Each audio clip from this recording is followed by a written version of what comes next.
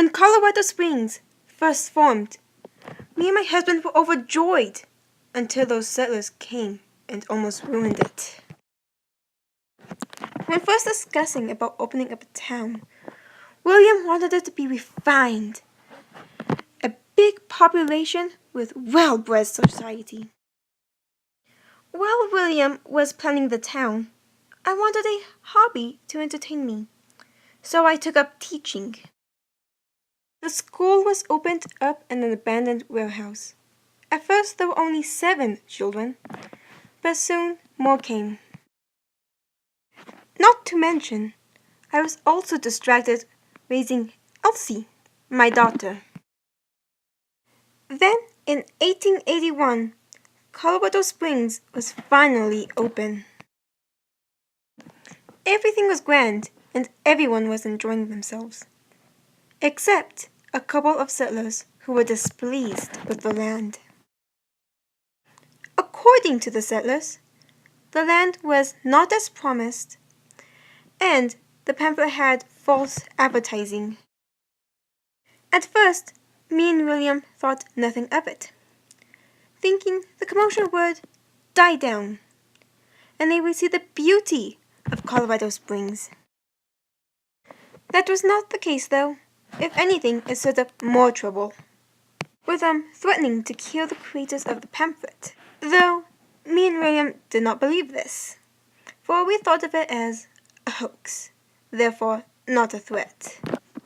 However, we decided it would probably be a good idea to start acting.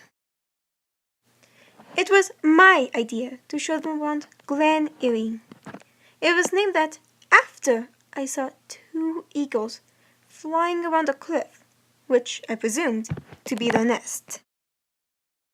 The first place I took them was a landmark in the glen called Major Domo, which was a huge rock sculpture that seemed to protect the valley in which the glen resided in.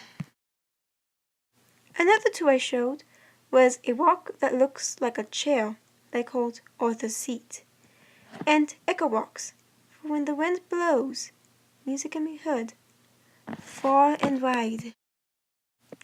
Next on the stop, I took them on a tour across the town, showing them the streets and rivers I have named, such as Pikes Peak Avenue, after the mountain, and Conejos, after a little river.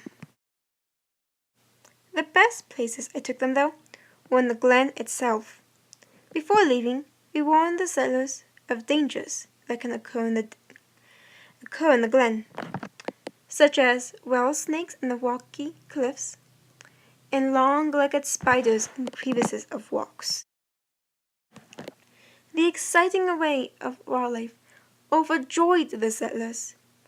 On the ground were mountain lions roaring up to the sky, black bears picking berries, and bobcats stalking the prey. Meanwhile, falcons and eagles soared high in the sky, while flickers and jays sung from tree branches announcing the arrival of morning.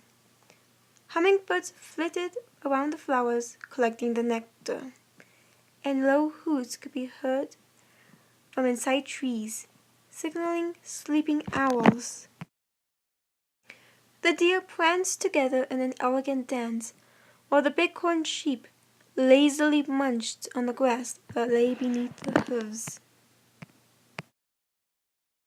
Raccoons dangled from tree branches, reaching outward to grab the most juiciest fruit. Porcupines waddled on the ground, searching for salt to lick, while in the distance, coyote howls could be heard.